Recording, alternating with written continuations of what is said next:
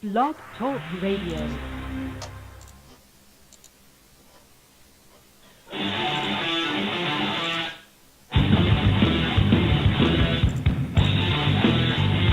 Welcome to Red Maryland Radio, the Red Maryland Network's flagship show. Here are your hosts, Brian Griffiths and Greg Klein.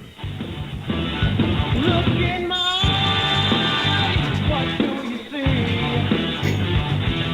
The cost of personality. I know your anger, I know your dreams. I've been everything you wanna be. Oh, I'm the cost of personality. Like Mussolini and Kennedy, I'm the coast of personality, the coast of personality.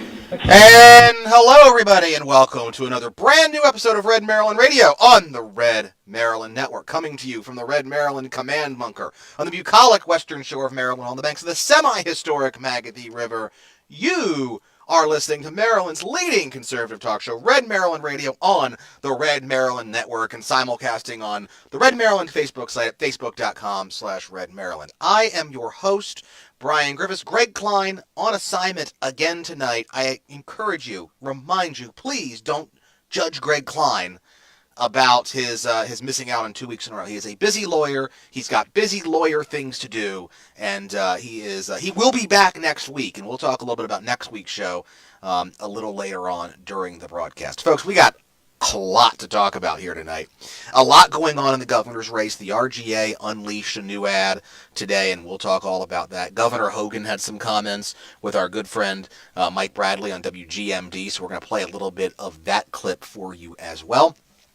There was an editorial, an op-ed in the Baltimore Sun today that really laid out the Democrats for what they did in making sure that Curt Anderson got reelected, and there is at least one very unhappy person with the Democrats as far as that goes, and we'll talk a little bit about that.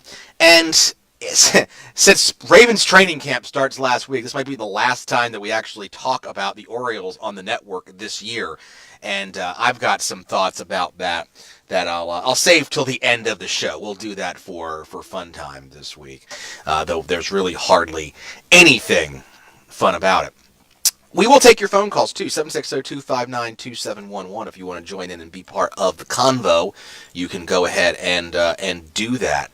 So, the big news of the day has been the Republican Governors Association getting on the air first for their first election ad for the general election aimed at Maryland Democratic nominee Ben Jealous. And the video clip, we can't really show you the video right now, particularly on the audio side. And if you haven't seen the clip, the Maryland Republican Party tweeted it out a few minutes ago. Go to MDGOP, at MDGOP rather, on Twitter, and you'll be able to see all about it. But I'm going to go ahead and play you the audio here of this just fantastic ad that the RGA put together. How much would Ben Jealous cost you? Even he doesn't know. Jealous can't explain his own education plan. Listen for yourself. The exact cost will be tallied up by the legislative analysts when I'm governor. It's expensive to figure all that out. Jealous has proposed higher income taxes, higher taxes on things you buy online. He's even considering a sales tax increase. Ben Jealous, another big spender, who'll raise your taxes to pay for it. Yeah, and of course, anybody who has been listening to Red Maryland for the past year or so knows this already. I mean, this is not news to anybody who has been paying attention to the governor's race. Ben Jealous's brand of Democratic politics, and that's really big D politics, socialist politics. And Ben Jealous's brand of politics is his governing style is to expand government, raise your taxes, and take your rights away. I think that he's been very blunt about that. I mean, the guy said, on television for himself, call me a socialist. Well, okay, we have been calling you a socialist for quite a while, sir, and people are really starting to take note of your socialism And we'll talk a little bit more about that and what the reaction to that has been over the course of the last couple of weeks since his nomination. But, you know, the ad hits all the high points. The ad is basically a greatest hits of things that we've been writing at Red Maryland ever since Ben Jealous got in this gubernatorial race. You know, we're talking about a guy in Ben Jealous who is not somebody who gets it. He's not somebody who understands how state government works. He's not somebody who understands that you have to be able to explain how to finance your plans, especially in a state like Maryland. Apparently, Ben Jealous can't read a poll. If Ben Jealous could read a poll, he would understand that the people of this state rejected exactly what he's putting out there, okay? The voters of the state, not even Democrats, the voters of this state have already voted against exactly what he's proposing, okay? When Larry Hogan was elected in 2014, we're already talking about somebody, you know, the voters already voted. They already said that they don't want any more nonsense from the Democrats. They didn't want to pay for additional tax increases. They didn't want the size of government to be expanded. They didn't want exactly what Ben Jealous is offering them. So you would think that if Ben Jealous was then going to, was going to go ahead and come out. And look, I understand, okay? Ben Jealous has an ideology. It's a radical, out-of-touch ideology. It failed in Russia. You might have noticed that. It's failing in Cuba. It's failing in Venezuela. But that hasn't stopped Ben Jealous from wanting to turn us into Cuba on the Chesapeake by importing socialized health care, importing record-high taxes, increasing the size of government, and making sure that his friends get handouts from the state government, too. Like we've said in the past, it's the worst elements, the worst parts of the O'Malley administration on overdrive. Which is kind of hard to imagine, that the Democrats were able to, that the Democrats were able to find a candidate who was worse than anything that the Democrats have ever seen before. And we've already seen, you've seen how bad the Democrats are, okay? You have seen just how bad it was when it was Martin O'Malley. You've seen how bad it was when it was Anthony Brown. And they went ahead and made it worse. Which, again, fascinating to me. Fascinating to me. Needless to say, Ben Jealous's campaign is not real tickled about the things that they are talking about. Okay, they are not tickled at all with this announcement. Now, story that came out by our friend Luke Broadwater over at the Baltimore Sun this evening. Republican Governors Association launches weeks-long attack ad campaign against Ben Jealous. And by the way, I've seen some scuttlebutt about this ad going up this early, and the fact that it was a significant ad buy, and we'll talk about that in a second. But, you play to win the game, and the Republican Governors Association wants to make sure Larry Hogan gets reelected. And the Republican Governors Association certainly doesn't want to see, a socialist get elected in the state of Maryland. From what we can tell, nobody wants to see a socialist get elected in the state of Maryland, but we'll talk more about that a little later on. So here's part of the story from Luke Broadwater. The Republican Governors Association on Tuesday began a weeks-long campaign of negative television advertisements against Maryland Democratic gubernatorial candidate Ben Jealous. The ad calls Jealous, that was the ad you heard earlier, the former president of the NAACP a, quote, big spender, and warns viewers he will raise their taxes if elected. Ben Jealous is just another big spender who wants to hike taxes and take Maryland backwards, RGA spokesman John Thompson said in a statement. Jealous would raise taxes, forcing Maryland families to pay more and hurt the state, just to pay for his big spending schemes. The RGA declined to reveal how much it was paying for the ad campaign in Maryland, but said the amount was, quote, significant, and the ads will run statewide on broadcast and cable stations. Public filings with WBAL and WMAR show the Republicans have contracted with those stations to run the ads through August 8th. That is a 4-week ad blitz by the RGA. 4 weeks. 4 weeks. That ain't cricket. That ain't beanbag. That is a significant and important investment in the state of Maryland by the Republican Governors Association. And that's important because national organizations like the RGA, they don't fart around with races that are unwinnable. They don't, they're not in the business of having races, spending money on races where, the result is already baked into the cake. They don't want to buy a blowout, and they don't want to buy they don't want to waste money on they don't want to waste money on on a race that they're going to win by 20 points or lose by 20 points. Okay? Just not going to happen. So the fact that the RGA is already investing in this race shows significant commitment to Governor Hogan and a significant commitment to opposing Ben Jealous and his socialism. By the way, I don't see the Democrats and the Democratic Governors Association doing anything. And God knows Ben Jealous doesn't have the money. He had to probably spend everything he had to get through the primary. He hasn't been able to call his donors from California and get him to reimburse him and start get his campaign going since, nobody in Maryland actually supports Ben Jealous. He's got to go to all his socialist buddies out in California for help. By the way, the Jealous campaign, they're not having it. They are not happy campers. The Jealous campaign immediately hit back against the ad, calling, quote, a, quote, misleading partisan attack. Wow, the Republican Governors Association launched a partisan attack in an election. I am shocked. I am completely shocked. Larry Hogan should actually read our plans because in them, he will find solutions to important priorities his administration has failed to adequately address, like college affordability, stopping healthcare premium increases, and growing Maryland's economy in a way that increases wages for hardworking families, Jealous campaign spokesman Kevin Harris said in a statement.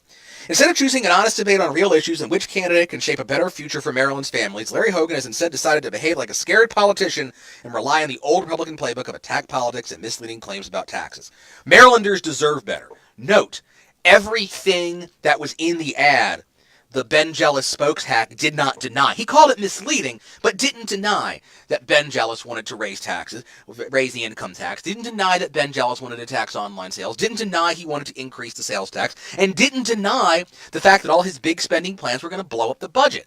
What's just as humorous, to me at least, is the fact that the spokesschmuck acts like Larry Hogan had something to do with this. It's illegal for there to be coordination between the Republican Governors Association and Larry Hogan on this ad, as far as I'm aware of. If you look back at the disclaimer, it says on there, not coordinated with any candidate or campaign committee.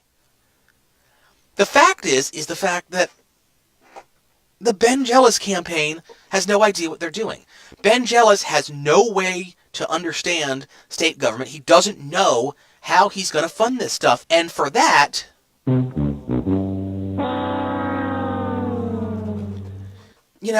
this is simple stuff. If you're a guy like Ben Jealous and you've known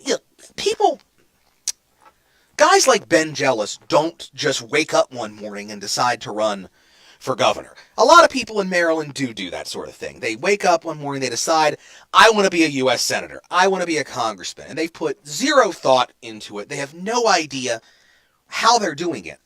Ben Jealous is a player. He's always been a political player. He's always been a partisan socialist hack. He hired professional partisan hacks to run his campaign. So you would think at some point along the way, somebody would have pulled Jealous aside and said, hey, do you have a plan? Do you know why you want to be governor? Do you know how you're going to fund all of this stuff? And from what I can tell, not a soul actually pulled him aside and decided to do that. Now, to add on to that, we're going to play a clip here. As I mentioned, WGMD, Mike Bradley, played this clip. He played the clip this morning with Greg Klein. Greg was on his regular WGMD appearance Thursday mornings at 7:50. Came on a little earlier this morning to talk about some clips of interviews that Mike did with Governor Hogan. And Greg correctly pointed out that, Larry Hogan is one of the most astute political minds, one of the most astute political observers that we've ever seen in Maryland state politics. It's funny because two of the most astute, knowledgeable guys about Maryland politics both ran in the last election for governor, Larry Hogan and David Craig, who of course wound up serving in the Hogan cabinet. So let's play a little bit of this clip from Governor Hogan. It's about a 5-minute clip, I believe. So let's play some of this, and I'll kind of intersperse with some thoughts. Switching gears to the election as we wind things down. Since we last talked, we found out who the nominee on the Democratic side is going to be, Ben Jealous. What's the thing that we have to be most fearful of with his candidacy in running for your office? Well, look, sometimes people complain that in elections they don't really have much of a choice. This is going to be a really clear choice. About 75% of the people in Maryland approve of the job that we've been doing, including 68% of all Democrats in the state. They Hold that thought for later, too. want us to continue making the progress we've made. This guy has completely different views, and would take the state in the exact opposite direction.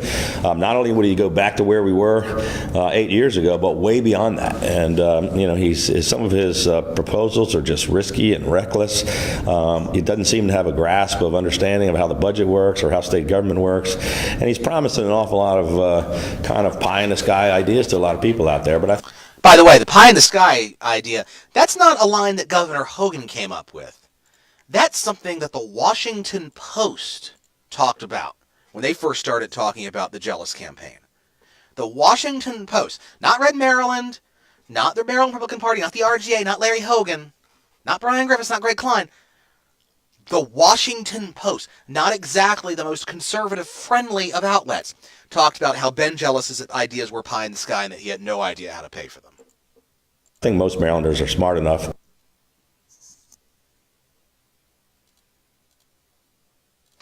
And our audio crapped out. Okay, cool. Let's see if we can try that one more time. But regardless of whether the audio works or not, the fact is that you've got, you've got Switching gears to the election. I want to go backwards. I heard your interview about a month ago with C4 about school funding. Yeah. And I constantly hear from the left that schools are underfunded. By law, I didn't think you could underfund schools, and I know in your supplemental budgets you've added a lot more spending as well. So Mike Bradley, by the way, knows more about how state government works than Ben Jealous does. I'm also pretty sure that my 2.5-year-old daughter knows more about how Maryland state government works than Ben Jealous, just learning by osmosis from me, but alas. I mean, that's a blatant. Oh, we're going to do this again. I love technology, by the way. I absolutely adore technology. So the point of the clip, I'm just going to let the whole clip run. Let's see if we can try this again. The problem is every single year we've got more money than the year before. We've gone beyond what the legislative formulas called for and what we're required to do. We gave them even more than that. So to say, not only were we fully funded, but we've record funded. No governor in history of the state's ever spent more. And I also have proposed a lockbox to make sure that the casino revenues, that's $4.4 billion in casino revenues, gets directly into the classroom. So it'll be even beyond what we've done now. But it's just a lot of rhetoric out there, and we have problems in our schools, but funding is not the real problem. The problem is a lack of accountability. The problem is kids are being cheated out of the opportunity. Yeah, so you get the idea. And we'll try to post the whole clip over at Red Maryland, just so because it's clearly not going to cooperate with us throughout this entire show. So it's very clear. Governor Hogan understands this election. He understands more clearly than anybody else the stakes that are involved in this election. And he's not, and I don't mean that in the sense of what it means for him. There was another clip that Mike played, which kind of talks about how Larry Hogan Governor Hogan didn't really want, necessarily think about running for governor all that much. He's very humble about it, maybe, too humble. But, Governor Hogan's life is not predicated on the idea of being somebody. He wants to do something. And to that point, he understands the context of what's happening. He understands that Maryland may have never had this type of...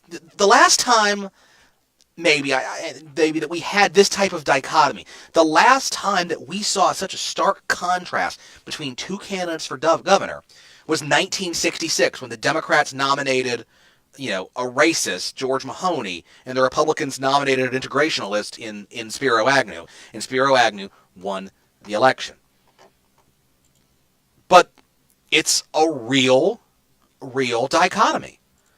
You have a candidate who believes in the free enterprise and a candidate who doesn't. You have a candidate who believes in keeping taxes low and a candidate who doesn't. You have a candidate who believes in making sure that people are allowed to make their own health care choices, and a candidate who doesn't. You have a candidate who believes in liberty, and a candidate who doesn't.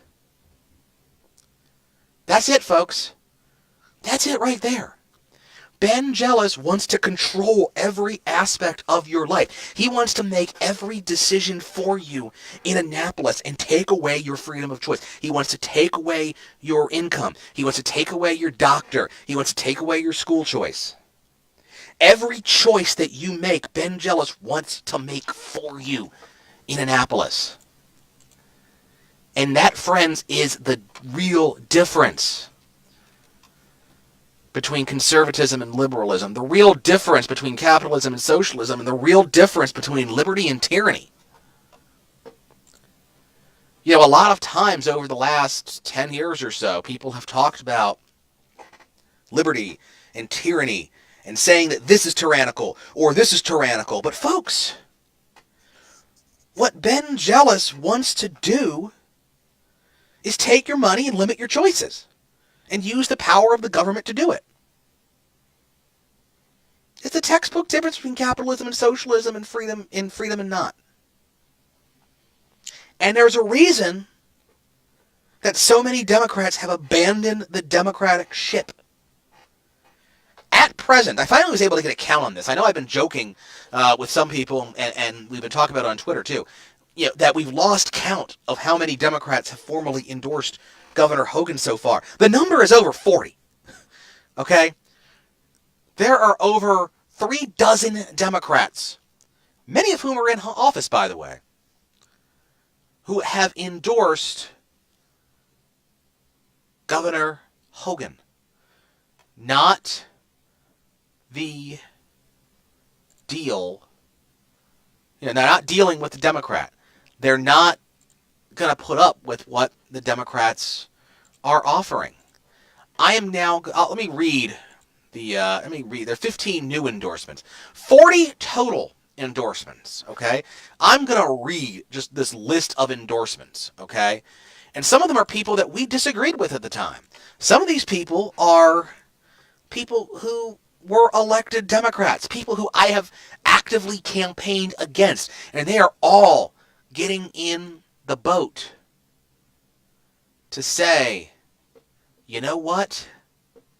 Governor Hogan is our best chance in this county, in this state. He is the best chance for us to succeed as a state. Those include Washington County Sheriff Doug Mullendorf, by the way, Democrat who's running for re-election, by the way. Washington County School Board member Wayne Ridenour. Former Harford County Executive Eileen Rehrman, who ran for governor in her own right. Former Baltimore City Councilman Bobby Curran, a member of the O'Malley family, endorsing Governor Hogan. Former Anne Arundel County Executive Jim Lighthizer. Former Washington County Commissioner Ron Bowers. Former Senate Finance Committee Chairman Jim Simpson. Former Senator Roma Kramer. Former Vice Chairman of the Baltimore County Delegation Richard Rinn. Former House Majority Whip George Owings. Former Prince George's County Sheriff Jimmy Alusi. former Delegate Kiefer Mitchell, former Senator Robert Neal, former Anne Arundel County Sheriff George Johnson, former Calvert County Commissioner Pat Bueller, former House Deputy Majority Whip Joe Bartenfelder, former Lieutenant Governor Mickey Steinberg, former Speaker Clay Mitchell, former Maryland Democratic Party Chairman Nathan Landau, former Treasurer of the Democratic National Committee Scott Pastrick, former House Deputy Majority Whip Bill Cox, Chairman, Kent County Commissioner Ron Fithian, retired Judge Alexander Williams, former Baltimore City Councilwoman Ricky Spector, former Delegate John Wood Jr., and then today, more endorsements today. Former House Speaker Cass Taylor. If you guys remember, everybody was ready to be rid of Cass Taylor in 2002. And here he is, because he was too liberal for his district. And here he is, endorsing Governor Hogan. Former Speaker Pro Tem Dennis Donaldson. The Mayor of Gaithersburg, Judd Ashman. The Mayor of Bowie City Councilman Henry Gardner. The Mayor of Bowie, Fred Robinson. The Mayor of Hurlock, Michael Henry. The former Mayor of Chesapeake Beach, Bruce Wall. The former Circuit Court Judge Michael Algio. Former Delegate Stephen Du Bois, Bowie City Councilman Jimmy Marcos, Bowie City Councilman Michael Esteve, former Bowie City Councilman Diane Pollingen, Hagerstown Councilman Louis Metzger, former Hagerstown Councilman John Schnebley, and former Bowie City Councilman Jack Jenkins. Do you want to know what the count is, friends? Do you want to know what the count is? So far, 40 prominent Democrats have endorsed Larry Hogan. Not a single Republican, has endorsed Ben Jealous.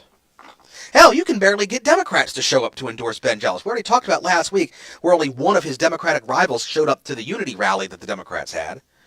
There's already controversy now because State Senator Jim Mathias was photographed in Ocean City shaking Ben Jealous's hand, but he won't say one way or the other whether or not he actually endorses Ben Jealous.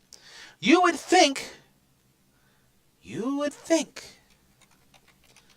that a Democratic state senator running for re-election would want to endorse his candidate for governor of his own party. Don't you? But he's been silent. He won't talk about it. It's very telling when you have incumbent Democrats, where you have people who were leaders in the Democratic Party, throwing their hands up and saying, nope, I'm gone. I'm out.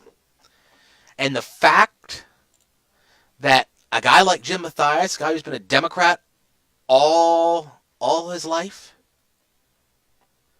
the fact that even a guy like him, somebody with a liberal voting record in Annapolis, a prominent Democrat, that a guy like Jim Mathias won't come out and endorse you?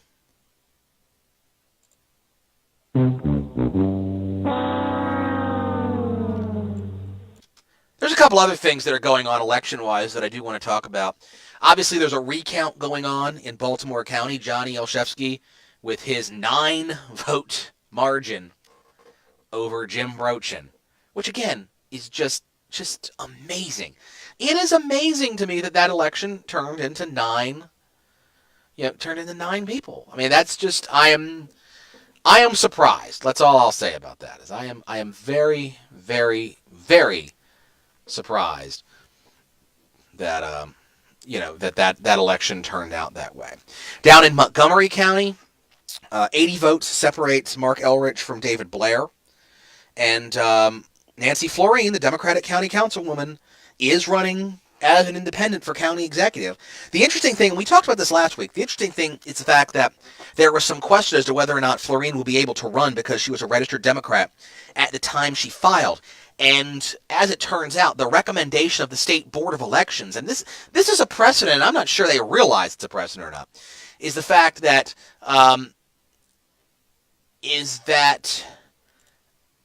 they're saying that because she intended to change her registration from Democrat to Independent, and even though she had filed when she was technically a Democrat, that she was recommending to that the Maryland State Board of Elections was recommending to the Montgomery County Board of Elections that they approve her candidacy. It ultimately is dependent on the county board of elections, whether or not they're going to open that up. Now, let's be real, okay? Let's take a little partisan slant on this. The board of elections in Montgomery County is controlled by Republicans because the majority party being the party of the governor, appoints 3 members to the board of elections. The minority party, which is the second place finisher in the gubernatorial race, finishes second, and they get 2 members. So, more than likely, the Republicans will vote for Florine to be an independent candidate because it increases the chances of Robin Ficker, the Republican nominee, winning the county executive race. So, that is a fascinating development in and of itself. I did want to touch also something I wrote about earlier this week, and then we'll go ahead and take a break, that the Maryland Libertarian Party nominated a candidate for U.S. Senate, a fellow by the name of Arvin Vorha, somebody we wrote about in February, who has just absolutely sick and perverted views of the world. I mean, there's really no redeeming quality about his worldview. And you can go to redmaryland.com and read more about that. But Vorha has already decided that he's running for president. So Arvin Vorha, who's running for the United States Senate in Maryland, he's the Libertarian nominee for Senate, has already decided, you know what, I'm not going to win this race. I'm not even going to focus on this race. I'm going to run for president instead, which, kind of leaves the Maryland Libertarians high and dry, no pun intended, because, the Libertarians love to get high, a lot of them. But, the Libertarians seemingly have been desperate to have a candidate finish, a U.S. Senate candidate do well. The Libertarian candidate, if Vorha was allowed into the debates, which I doubt he would be, could find himself in 4-way debates with Tony Campbell, the Republican nominee, incumbent Ben Cardin, and independent Neil Simon. But Vorha's decided that he's going to go traipse around the country running for president instead. Now, there's been some conversation that this may not hurt the Libertarian Party ultimately. They need 1% of the vote in the gubernatorial race to maintain ballot access. Sean Quinn got 1.5% of the vote back in 2014. And Sean Quinn is again their Libertarian nominee for governor, so maybe lightning will strike twice with him. He'll get 1.5%. The high watermark still, by the way, 4 years ago was Leo Domowski finishing with 3.4% in the race for Attorney General. So it'll be interesting to see how that works out. But, the Libertarians really, if they're going to make inroads, they need to nominate candidates who have a logical and sane version of libertarianism and not freak show views like a guy like Arvin Vorha has. Seriously, his views on some stuff is just absolutely just disgusting. So stay tuned to all of that.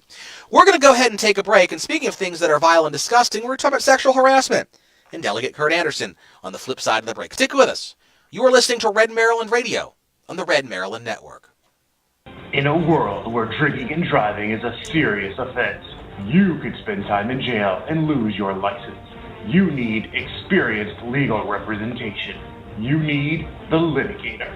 For 2 decades, Greg Klein has been representing individuals charged with drunk driving throughout Maryland, and he is coiled and ready to pounce to help you.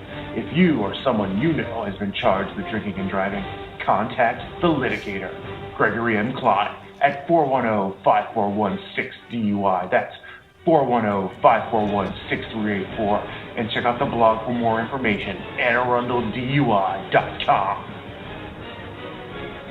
You're invited to the first Red Maryland Leadership Conference on Saturday, January 26, 2019, at the Doubletree Hotel in Annapolis. Join conservatives from across the state to discuss the future of conservatism in Maryland and to develop strong, principled conservative leaders for the future. This will be an affordable all-day event featuring speakers from across the country discussing politics, ideas, and how to build a conservative majority in Maryland. Sponsorship opportunities are available. To secure your seat for this conference, visit redmarylandconference.com and purchase your ticket today. You can help Red Maryland grow our reach when you visit redmaryland.com and click on the Amazon link and shop as normal. A portion of your purchase will come back to Red Maryland to help us grow. Additionally, you can buy Red Maryland t-shirts, drinkware, and other gear from our Zazzle store at zazzle.com/Red Maryland. We want to hear from you. Email us at any time at redmaryland@gmail.com. You can also leave audio feedback on our Red Maryland talkback line at 410-205-4875. We might use your feedback on our programming. You are listening to Maryland's most trusted conservative voice, the Red Maryland Network. Be sure to follow Red Maryland on all of the major social networking sites. You can follow us at Red Maryland on Facebook, Twitter, Pinterest, Google+, Snapchat, and Tumblr to get the latest from Red Maryland. And be sure to follow the home base for all things Red Maryland, redmaryland.com. Celebrating 5 years as Maryland's only network that matters. You're listening to the Red Maryland Network. That's why they call me Bad Company. I can't deny. Bad Company. Till the day I die. Until the day I die. We are back, Red Maryland Radio, on the Red Maryland Network. I am your host, Brian Griffiths. Dingo and the baby, 97.1 Cohog. Oh, baby. That's right. Dingo and the baby here. Red Maryland Radio. Greg Klein off tonight. Once again, please do not judge Greg Klein for not being here this evening. So, we're going to read a letter now. This might, you might get a little queasy reading this letter, okay? There was an article, I shouldn't say an article, it was a letter, op-ed, if you will, from Casey Kelleher, who is a, quote, resident and community organizer in the 43rd District. And a very provocative headline, and possibly accurate if you listen to what's out there. Did the Maryland legislature allow a predator to be reelected? So let's just read this. On June 15th, the Baltimore Sun reported that 5 women have accused Delegate Curt Anderson of varying sexual misconduct, including assault, going back to at least 2004. This was hardly a surprise to me, however. One of the first things I was taught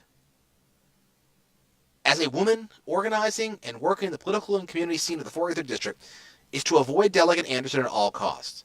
Don't sit next to him at the table. Don't take individual meetings with him. And don't take your constituent issues to him. That is a disgusting act. But now voters have essentially chosen to give him another 4 years. He was among the top 3 Democratic primary vote getters, according to final election results. This is unacceptable, particularly in a district that also features strong female leaders as part of its delegation leadership. That is a disgusting act. If the Maryland General Assembly Ethics Panel took quicker action to investigate the allegations against Delegate Anderson and release the results of their findings, I believe, despite his denials of the allegations, he would not have been reelected. Instead, the panel members, officials elected to act in our best interest, have been, quote, investigating him for months with no resolution. Is this ignorance, allegiance, or denial? 2 other legislators in the 43rd, Delegate Maggie McIntosh and Senator Joan Carter, who lost her seat in the recent election, were complicit in Delegate Anderson's reelection in spite of the widespread allegations of harassment. They talked with him about the claims, according to the Sun, and then simply accepted his offer to run on a separate ticket. That is a disgusting act. Ms. Conway even went so far as to appear to blame the victims. He didn't want it to stick to us as though we were upholding someone accused of mistreating women, she reportedly said. We all know allegations are damaging, even if they're not true. That is a disgusting act. For numerous prior election cycles, however, these 3 pooled resources and shared an election slate with Anderson, and through January 2018, their names appeared in nearly all of Delegate Anderson's campaign finance reports. Mary Washington, too, has previously been included on this slate as a delegate. Now a senator-elect, she is the only representative in the 43rd to openly condemn the pace of the ethics investigation of Mr. Anderson and ask for an interim report on its progress. As many quiet defenders of the establishment point out, Annapolis is a place of old-school politics. In January, the Washington Post interviewed an anonymous representative who explained that when it comes to sexual harassment and misconduct, there is not really a safe environment to discuss the issue. For me to come out and identify it would be me basically deciding to lose my career and credibility. And that's the way it's understood in Annapolis. I've been a victim of sexual harassment and assault. Thankfully, my perpetrators are not elected to represent me. We owe it to the survivors, the women representatives in government, and to the people of the 43rd to not send Delegate Anderson back to Annapolis. If culture change in Annapolis has to start in Baltimore, so be it.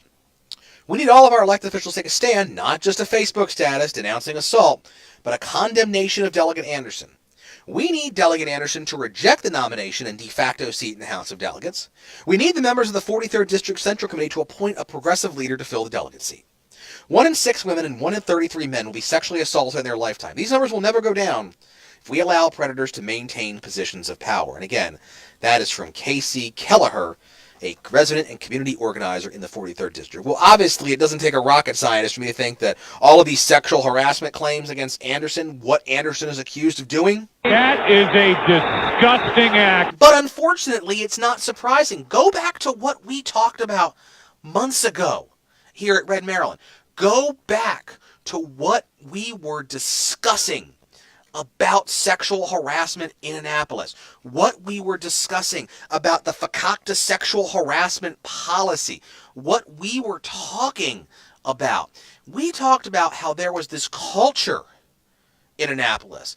This culture that just disgusting culture where sexual harassment, sexual assault, sexual intimidation, sexual violence, all of this stuff was not only seemingly, not only seemingly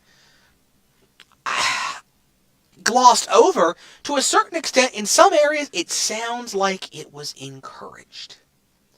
Now, again, I'd like to think that that's not the case. I'd like to think that,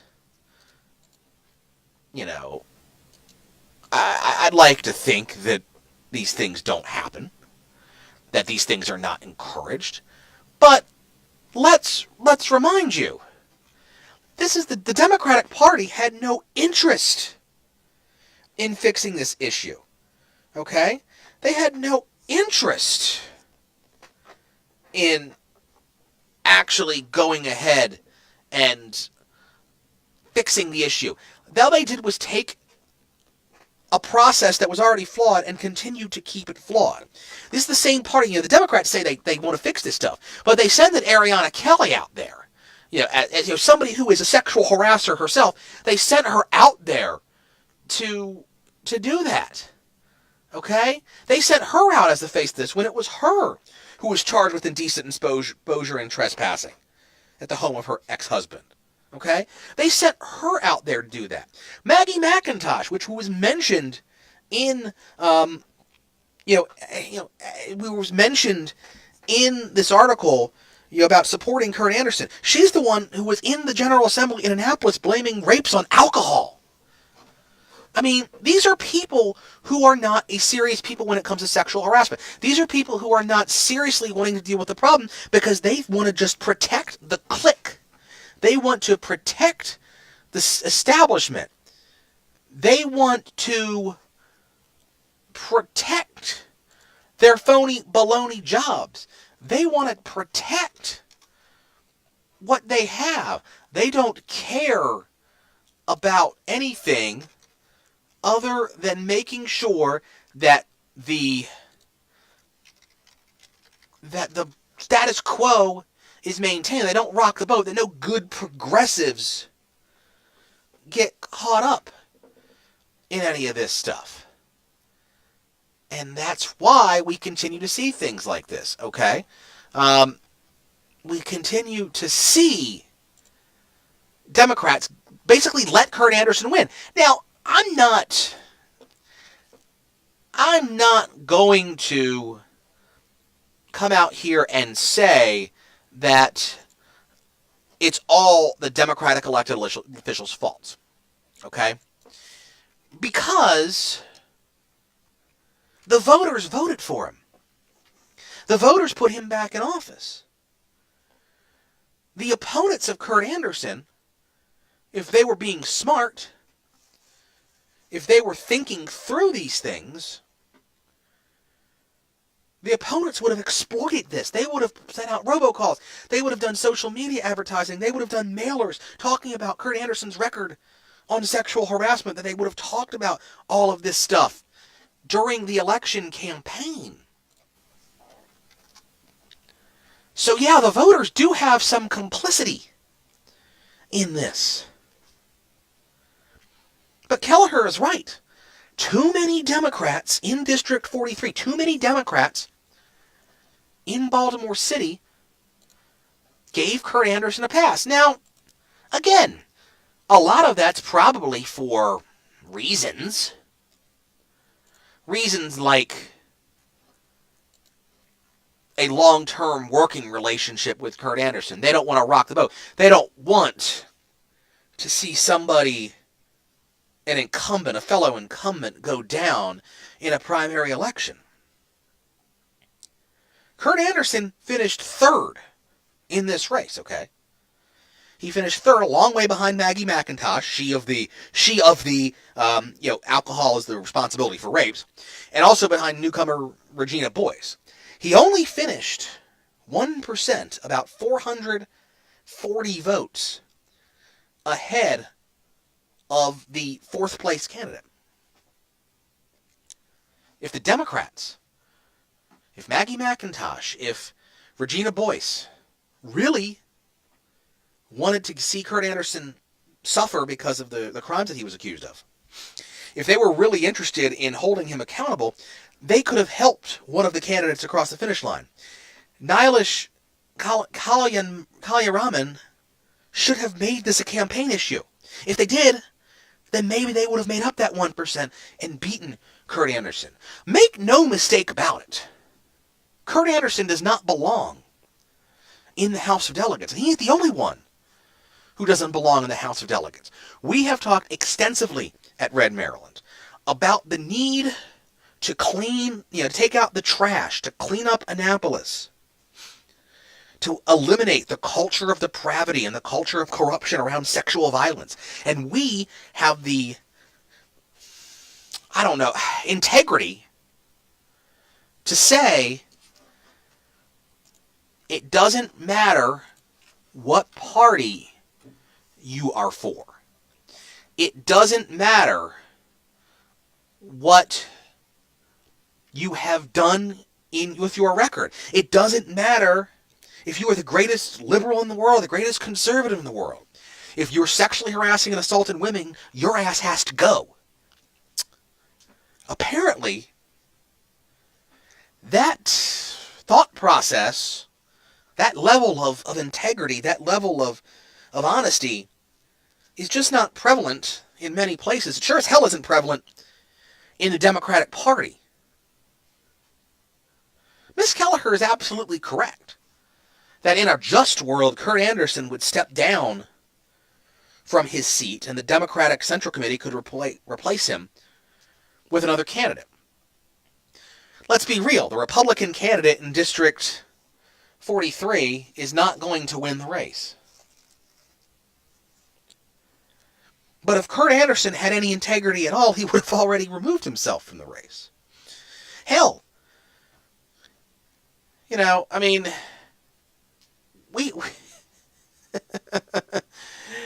Nat Oakes tried to remove himself from the race. He couldn't, but Nat Oakes, somebody who was, convicted of corruption and all this, even he had the sense to say, I should probably not be on the ballot right now.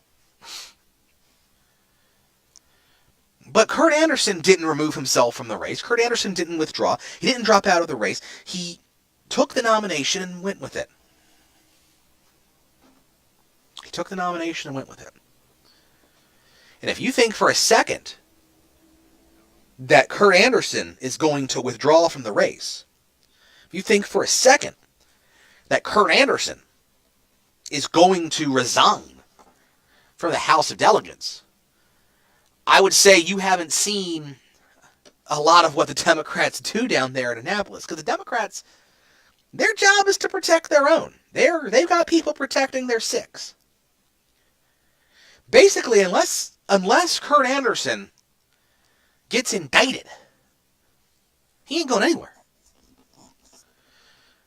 And we've seen with some Republicans who refuse to leave office, hello Rick Impalaria, The Republicans have some of the same problems too. Now, again, Impolaria's problems are not with sexual harassment. They're with alcohol and trying to kill his mom with his car.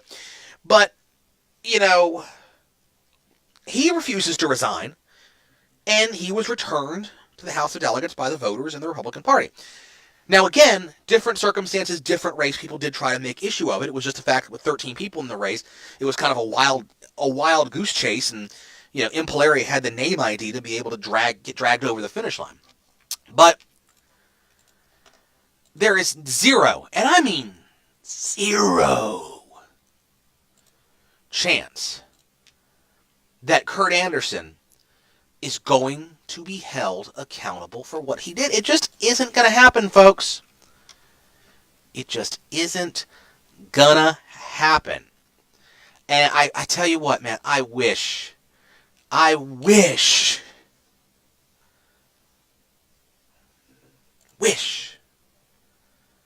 that it would happen. But it's clearly not going to happen, and I salute Miss Kelleher for writing what she wrote, but I got to tell you the truth. That op-ed would have been a lot more useful a month ago, before the primary. You know, a lot of that effort should have been directed towards trying to take him out in the election as opposed to trying to take him out after the election. And maybe if people did make an issue of it, maybe if the Democratic Party made an issue of it, maybe if, maybe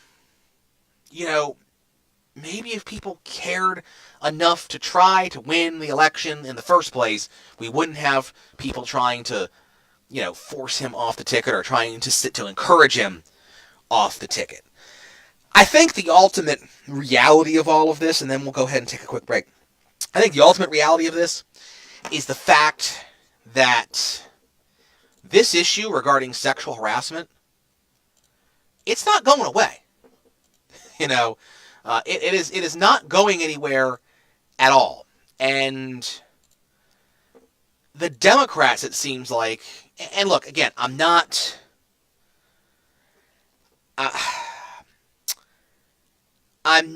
certainly saying that the Democrats have the monopoly on this, just based on rumor and innuendo that gets to us from various sources.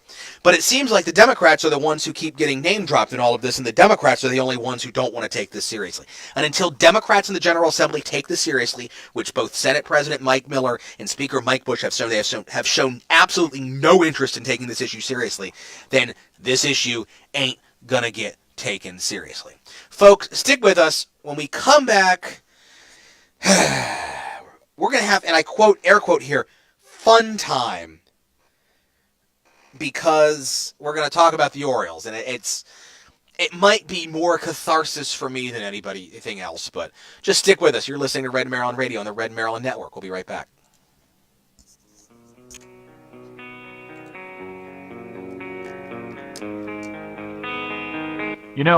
Getting caught for a DUI is something that can happen to anyone. A simple mistake that can have serious lifelong consequences for the person who commits the offense. That's why if you're caught driving under the influence, you should have the best attorney standing up for you, protecting your rights. Gregory M. Klein is that attorney, a lawyer with a track record of strong defense for those arrested for DUI. If you need a lawyer, call 410-541-6DUI or visit AnnaRundleDUI.com.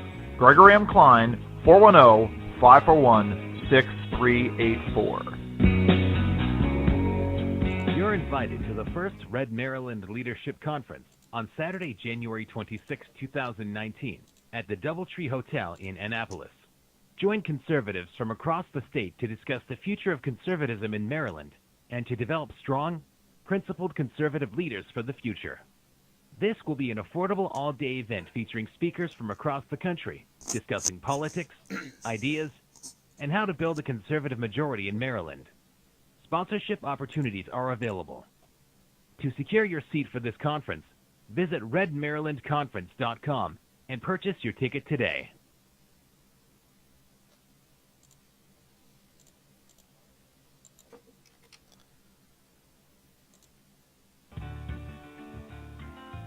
Thank you for listening to the Red Maryland Network.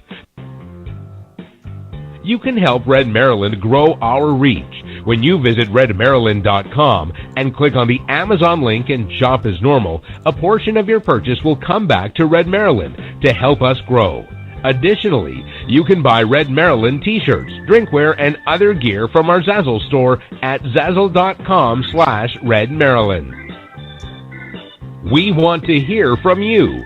Email us at any time at redmaryland@gmail.com. You can also leave audio feedback on our Red Maryland talkback line at 410-205-4875. We might use your feedback on our programming. You are listening to Maryland's most trusted conservative voice, the Red Maryland Network. Be sure to follow Red Maryland on all of the major social networking sites. You can follow us at Red Maryland on Facebook, Twitter, Pinterest, Google+, Snapchat, and Tumblr to get the latest from Red Maryland. And be sure to follow the home base for all things Red Maryland, redmaryland.com. Celebrating 5 years as Maryland's only network that matters. You're listening to the Red Maryland Network.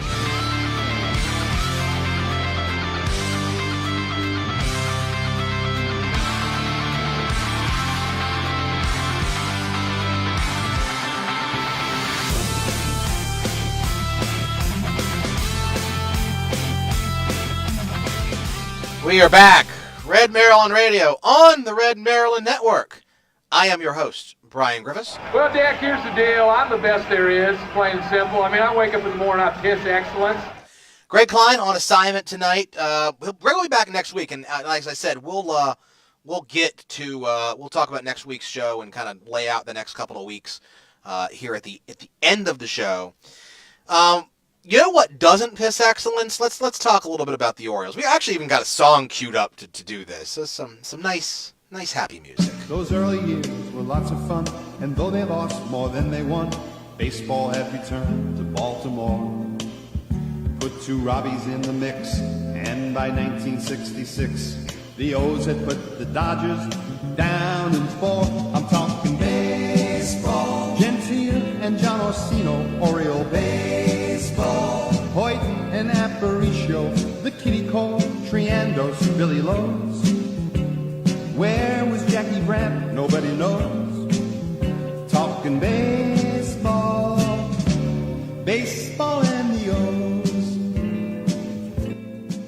A much simpler, happier time back then when the Orioles actually won things. The Orioles, by the way, are losing right now. It's the game's going on right now. It won't surprise you that the last thing that happened in the game was Chris Davis struck out.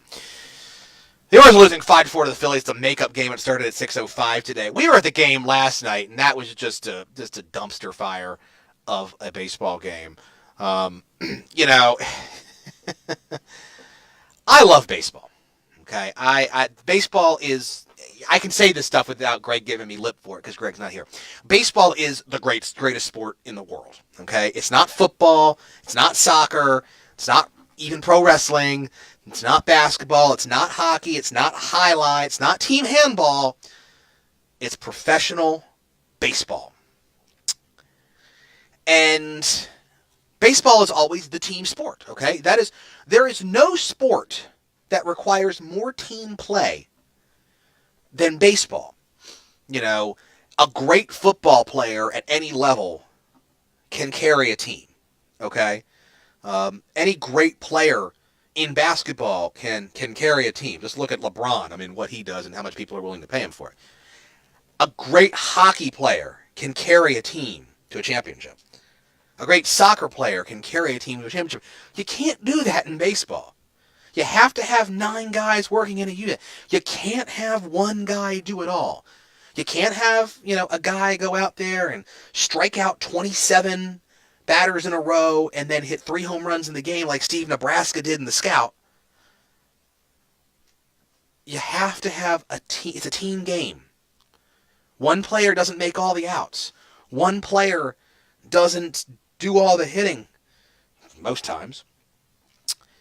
You can't even strike out a player by yourself. It takes 2 players to do that. Baseball is the ultimate team game. At the beginning of the season, I took a look at this team. I can't remember if we talked about it on the show or not. We probably did. And I talked about how I thought the Orioles were a wild card team. I thought they were going to be wild card contenders. Because you had, like Chris Davis can't possibly have as bad a year as he had last year. Jonathan Scope had a great year last year. Hey, Manny Machado is going to play shortstop, but he's in his contract year. Tim Beckham had a great last 2 months of the year, and he can learn how to play third base. Adam Jones is in a contract year. Trey Mancini had a big year last year. Colby Rasmus is coming back, and maybe he'll play right field. The starting rotation, it's like, okay, we got Bundy and Gossman, and then we added Cobb and Cashner. And it's like, all right, well, we'll take a flyer on Chris Tillman, because he can't possibly be as bad as last year. And we got all these great bullpen guys, and Brock, and O'Day, and Givens, and Blyer, and all this other stuff. And, whew, you talk about, well, I was talking about baseball being the ultimate team game. And it's very obvious when your team is an absolute dumpster fire, that, maybe, maybe things aren't so hot in, where you are. I mean, seriously, this has been,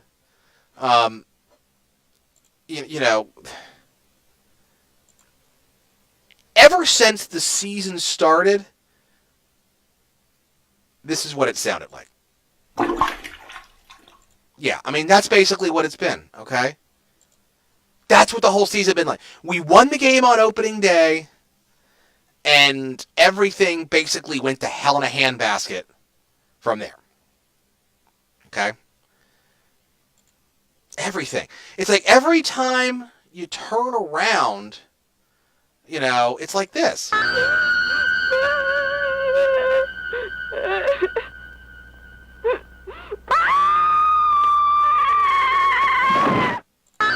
That's been the season. That has been the Orioles season in a nutshell. Screams. Screams. You think it can't get any worse than that, and then every time you think it can't get worse, it gets worse.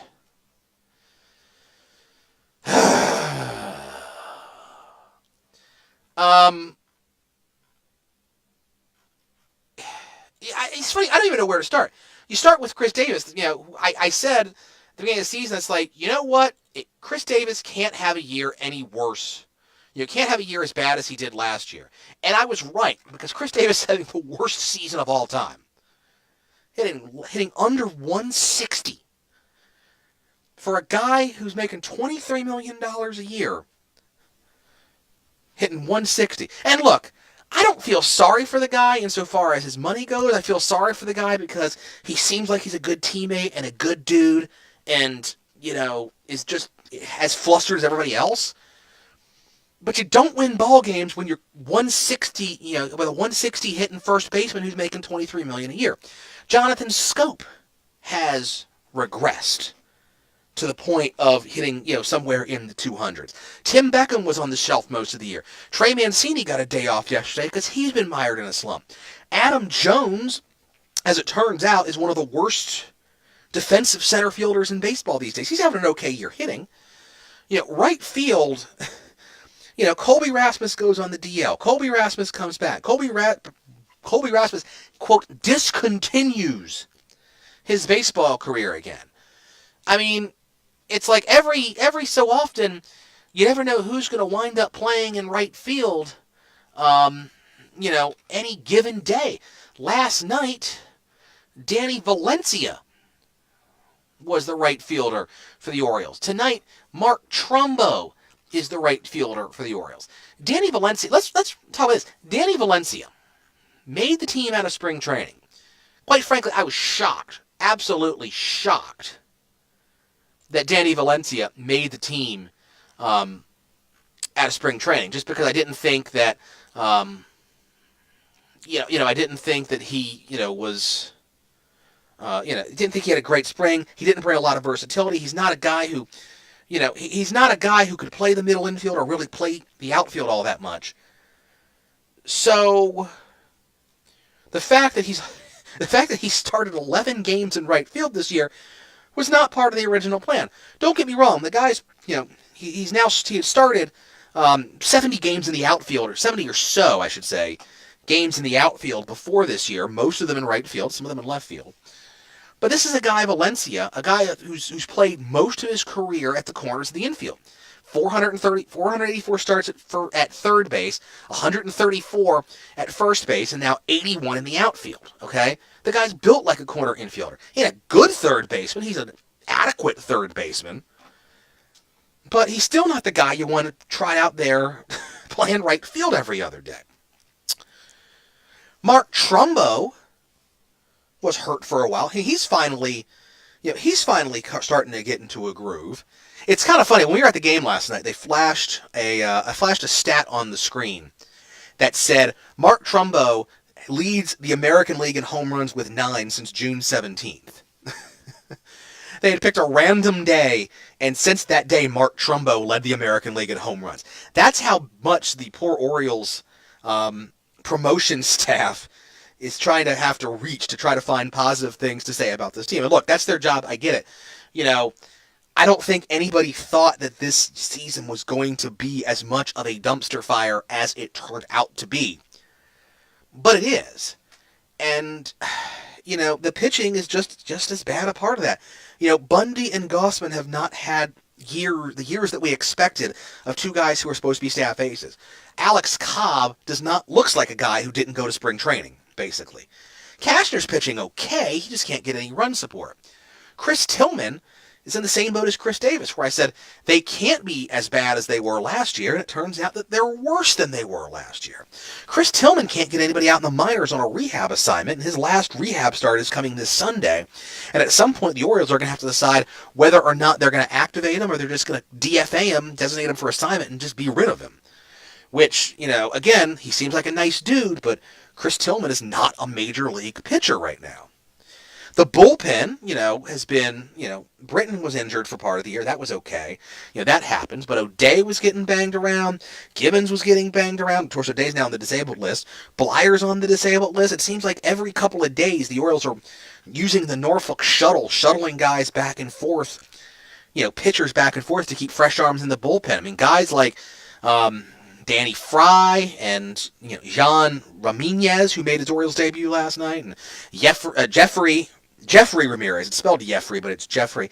And Jimmy Yacobonis. I mean, these guys are wearing out the highway between Baltimore and Norfolk from the number of times they get called up, sent down, called up, sent down.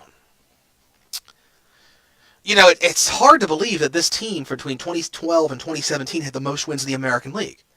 It's just mind-numbing to think that a team that was so good for so many years in a row,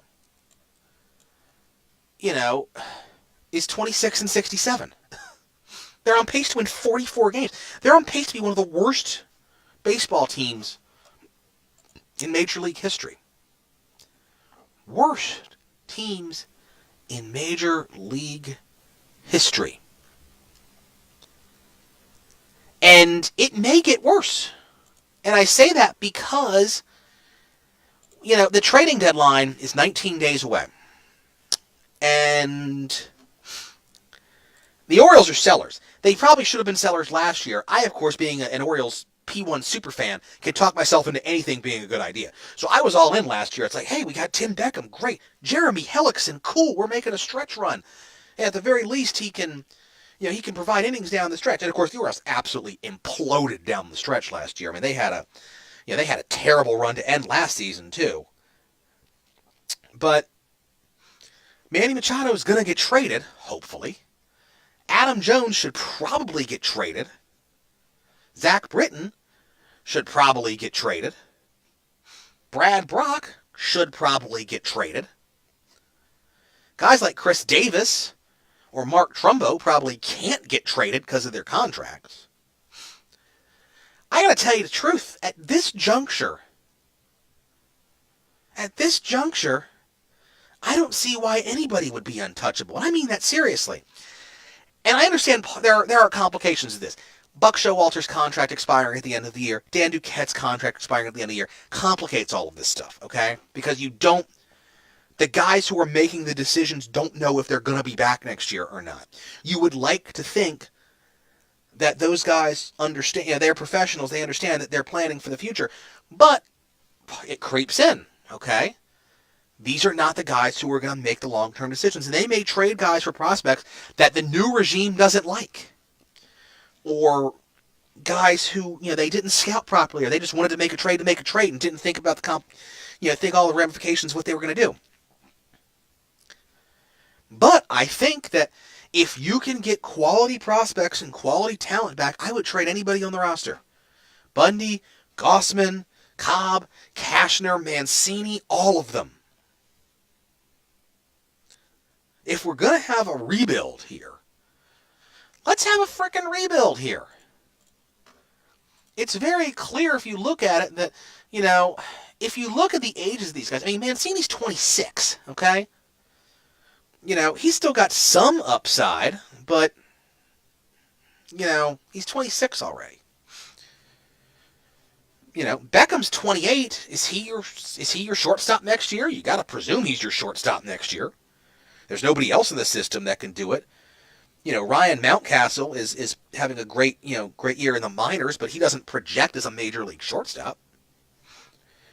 You might be able to get some spare parts for a guy like Danny Valencia. Danny Valencia is the kind of guy who helps playoff teams.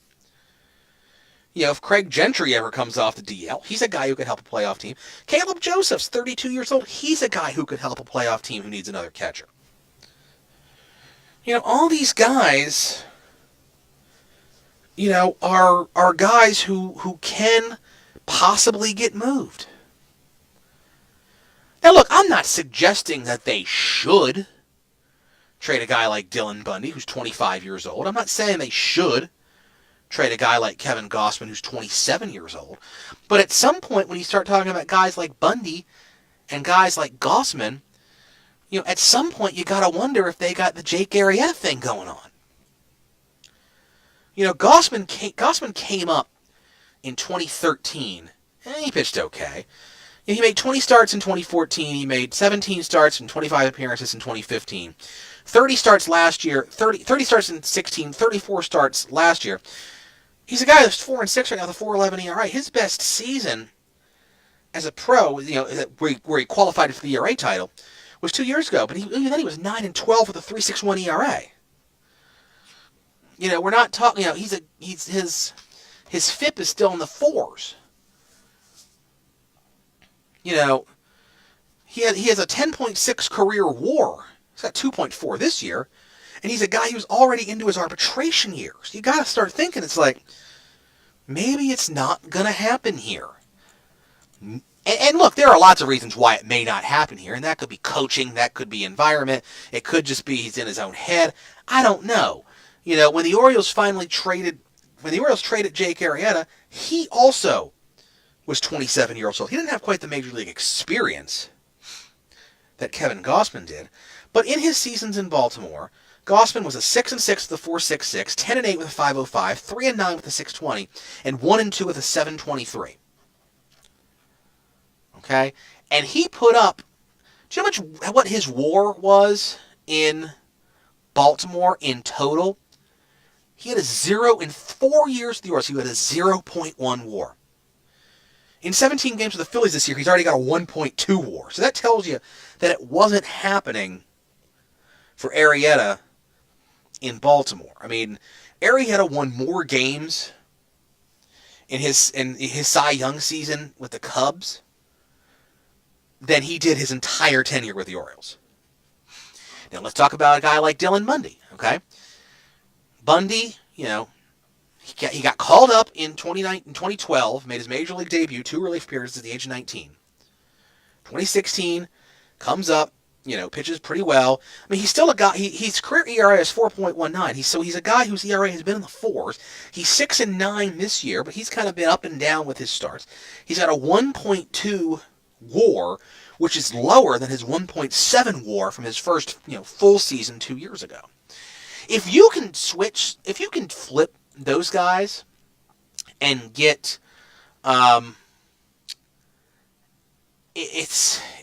flip those guys for more prospects, flip those guys for parts who can come in and be solid major league contributors for years to come. You always want to trade a guy a year too early than a year too late. Okay? That's particularly, you'd rather have him, a guy like Gossman go to wherever next year and have a year where he goes 14-6 with a 350 than try to trade him after next season when he goes 3-15 with a 6.5. Tillman type numbers. I don't know what the ultimate result of this rebuild is going to be. I don't know if the trades that eventually get made, God, I hope they get made. There'll be a revolt if they don't get made. Because if the Orioles wind up losing Manny Machado to free agency, they don't trade him, and all they get is a compensatory draft pick, that's malpractice at this point, especially when you consider that the Orioles probably should have traded Machado in the offseason. Because more than likely, they are not going to be able to get as much in return for Machado now as they would have had they traded him back in the offseason. But be that as it may, it is what it is. And at this point, they got to blow it up. They've got to do something. This is not going to fix itself. You can't expect to run nearly the same team out there next year, especially if this team winds up losing 110 games, which is pretty likely at this point. Think about this for a second, okay? The Orioles' record, now that they've lost tonight's game to the Phillies, the Orioles' record is now 26-68, okay? To avoid losing 100 games, okay? To avoid losing 100 games, the Orioles would have to finish. Are you ready for this? They would have to finish with a record of 63-99, obviously, but they'd have to go 37-31 the rest of the way to not lose 100 games. 37-31. They haven't even won 37 games this season. And they would have to win 37 of their last 68 in order to avoid losing 100 games. That's well over 500, by the way, FYI. In order to avoid losing 110 games, all they have to do is win 27 more games, which is still more than they've won at this point in the season. Okay? All they have to do there is play about 400 baseball to avoid losing 110 games. By the way, the Orioles' record, the team record for losses in a year, was the 88 season. They finished 54-107.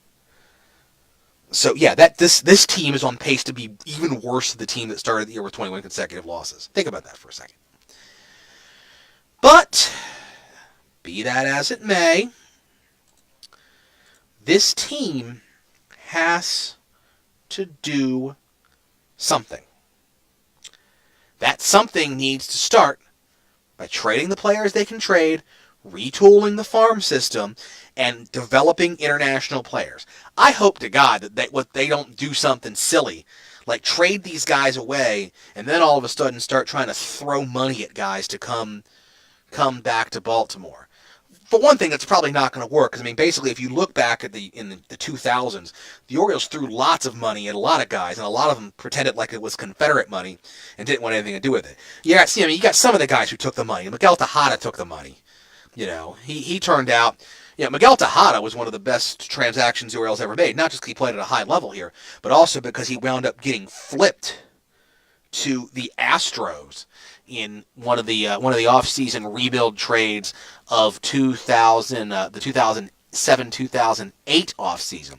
And for those of you who don't remember the Miguel Tejada trade, that was the trade the Orioles dealt him to the Houston Astros.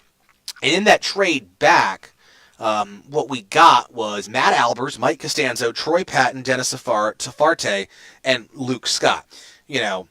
Luke Scott, was a mainstay for the Orioles for several years. Troy Patton was a prospect, didn't quite pan out the way that we thought.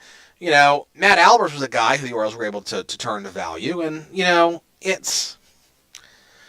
was a great trade. Again, not as good as the Eric Bedard trade that same year, which turned into Adam Jones, Chris Tillman, George Sherrill.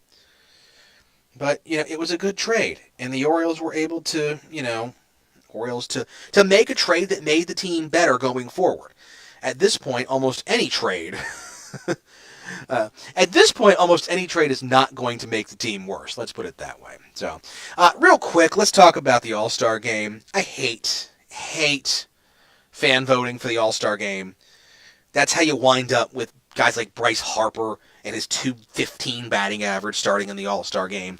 I hate the home run derby. It's a spectacle, just a stupid spectacle of nothingness. It screws up guys' swings. I still tell you that Bobby Abreu was never the same after he hit 40-some home runs in the home run derby that one year. I'm glad there are no Orioles in it. Bryce Harper's in it this year. He said years ago he'd be in it when it got to Washington. He's got a bunch of guys he's facing. Some of these guys I've never even heard of. To show you how much focus I am on American League Baseball, I had never heard the name Max Muncy until today, much less knowing he was A, in the home run derby, B, a Major League Baseball player, and C, a starter for the Dodgers. So, thankfully the All-Star Game doesn't count for anything other than a financial bonus now, so we've gotten rid of that now it counts BS. So I still say the All-Star Game needs to be reformed in three ways. One, take the vote away from the fans. It's stupid. It's unproductive. It doesn't reward the best players. Two, reduce rosters to 25. There's no reason for 32, 33 guys to get sent to the All-Star Game. You can mandate the number of position players and the number of pitchers to take. And if you run out of pitchers, stop the game. It doesn't mean anything. Who cares? And then third, eliminate the rule that says you have to have one player from each team. There are guys going to the All-Star Game that don't deserve it. For a lot of years, the Orioles were the team that had to send somebody to the All-Star Game because they had to. That's how Ty Wigington went to the All-Star Game one year. But, will I watch the All-Star Game? Maybe. Probably not. Maybe. But probably not. It doesn't matter. I probably will wind up watching part of it only to complain about it, much like I always say I'm never going to watch the home run derby, and then I flip it over to ESPN so I can A, complain about the home run derby, and B, complain about ESPN's baseball coverage, which is total garbage these days, even though I should realistically be happy that they even cover baseball, considering that basically they seem to be all NBA all the time over at ESPN these days, but what are you going to do? So, get out to the yard, though. I got season tickets. We're going on Sunday. We're going to see the Orioles while we're on vacation, in a road game. So we're excited for that. We're going to keep going to the yard. My kid loves baseball. I don't get everything right as a parent, but I got that right. So, just support the team. And if you can't support the Orioles, you think, hey, it's too much money to see crappy baseball, go to an affordable option. Go see the Shorebirds. Go see the Bay Sox. Go see the Ironbirds. Go see the Keys. There's a team near you. Whatever you do, don't go see the Nationals. No real baseball fan from Maryland is a Nationals fan. It's like probably the most disappointing aspect of this Brett Kavanaugh coverage, which I know we didn't talk about because we're not a national news program, and there are plenty of podcasters and blogs out there bloviating about it. But I can say that while I was repulsed by the Washington Post's expose that Brett Kavanaugh bought season tickets on his credit card and then his friends repaid him, it was more appalling to see that the guy was buying season tickets for the Nationals. It's a Mickey Mouse operation in that ugly ballpark down in Washington. As I remind you, if you were a real baseball fan in the Washington area, you were an Orioles fan, and you stayed an Orioles fan. So I know that riles up some of the Nationals fans out there, and that's okay. Both of them will get over it. I want to thank you very much for joining me in this week's episode of the Air Raid. Let's go ahead. Not the Air Raid. Wow. Red Maryland Radio. Been a long week, folks, and it's almost vacation time, so I'm trying to not be in vacation brain, but we'll talk about that here in a second. RedMaryland.com is your home base for all things Red Maryland, and you can subscribe there to the Red Maryland Network. We have shows throughout the week. Sunday, I will be back with the Air Raid, a new episode of that. Tuesdays, in theory, is the Conservative Refuge with Greg Klein. Red Maryland Radio, this show, the flagship, airs usually on Thursdays. Next week, we will air on Wednesday. And that will be a Wednesday edition of Red Maryland Radio. Greg will be back, I will be back, and we will have results of the Red Maryland poll. You can go to redmaryland.com and vote in the poll right now. We got lots of questions, trying to keep the poll relevant in this kind of downtime for elections, but please go to redmaryland.com and vote in the poll. So you can go to redmaryland.com, you can subscribe, click on the subscribe link, you can subscribe to our newsletter, have the best of Red Maryland delivered to you each week, but also you can subscribe to the Red Maryland Network on iTunes, Stitcher, Spreaker, the TuneIn Radio app, and Google Play, and have Red Maryland Network podcast programming automatically downloaded to the device of your choice. While you're at redmaryland.com, click on the support us link, and you can find all sorts of ways to support us, be on our street team. You can find our Amazon link, you can use our Amazon link to make your purchases on Amazon, and you can make those purchases to help us grow and enhance the network. Buy your stuff as normal. Prime Day is coming up next week. For Prime Day, go to redmaryland.com, click on our link, make all your Prime Day purchases. It doesn't cost you anything, but some of that money comes back to us to help us grow and enhance the network. You can also go to our Zazzle store at zazzle.com/redmaryland and buy your Red Maryland Network gear. You can also just donate to us. PayPal.me/redmaryland is how you can do that. Of course, you can like us also on Facebook, facebook.com/redmaryland. We are on Twitter at Red Maryland. We are on Instagram at Red Maryland.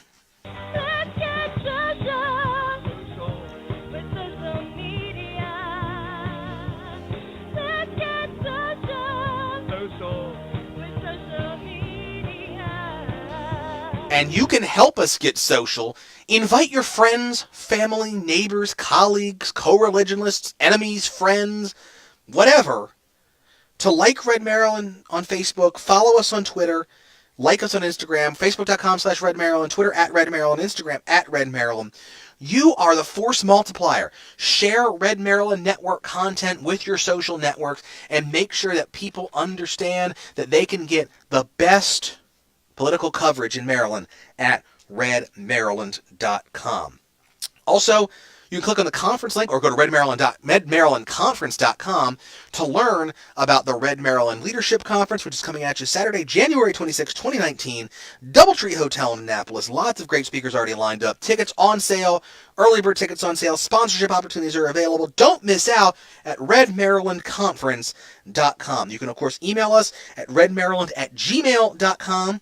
And, of course, you can call us on the Red Maryland Talkback line at 410-205-4875. That's 410-205-4875. We will feature your comments in a future Red Maryland Network program. Just a programming note, as I mentioned, Red Maryland Radio, the flagship, will return Wednesday. And then Greg will be flying solo for a couple of weeks as I'll be on vacation. But Greg will be back next week with me here on Red Maryland Radio, a special Wednesday edition of the show. For everybody here at the network, thank you very much for listening. I'm Brian Griffiths. You have been listening to Red Maryland Radio on the Red Maryland Network. Oh, radio, tell me everything you know. I like to sing with the radio. I like to play it real loud. I like to drive with the top down, rolling like thunder, always drawing